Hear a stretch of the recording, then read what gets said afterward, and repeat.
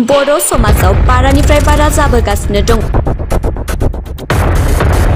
थांनाय 11/4/2022 खालार समबार खालि धेमाजि जिल्लानि सिङाव थानाय भगबान गामिनि अर्जुन मोसाहारिनि बिसि जुनाली मोसाहारिया रङियाव दख'ना लायनो होननानै ओंखारलांनाया दिनैसिम न'आव फैफिनाखै।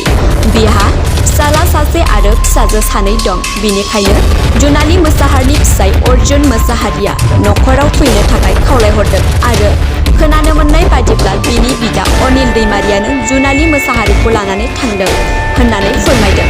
बेनिखायनो नैबे सावगारियाव नुनाय सानै मानसिखौ सोरबाफोर नुबाय बायोब्ला हमना दोननो आरो नैबे जानबुं नाम्बाराव फन हरना फोरमायहरनो थाखाय खावलायदों।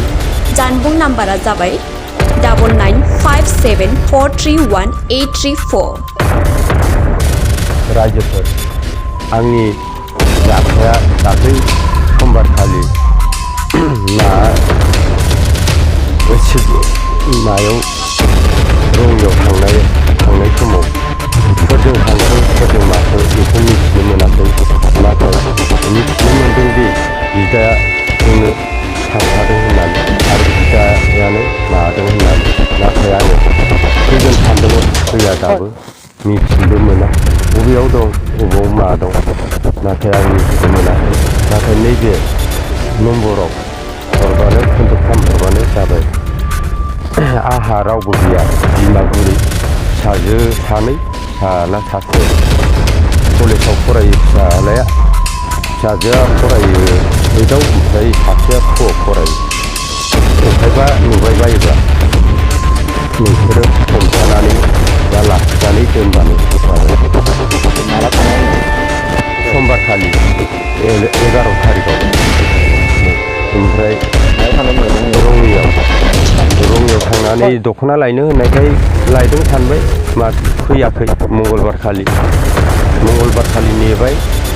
नेबाबो फैयाखै, मोनफैयाखै। बुधबारखालिसिम नेदोंमोन, मोनाखै। नाथाय उनाव खोनानो मोनदों बिदाखौनो लानानै थांदों होननाय।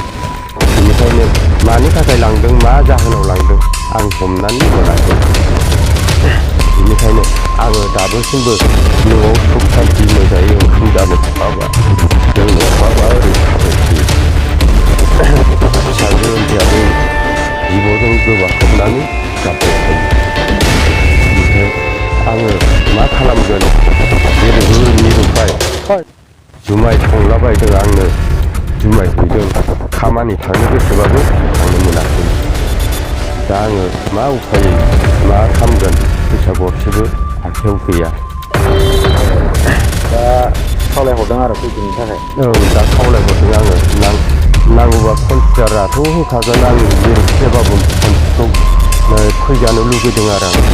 रायजो राजाफ्रा नुयोब्ला खिन्थाहरनांगौ आरो। रायजोफ्रा लोगो मोनबाथाय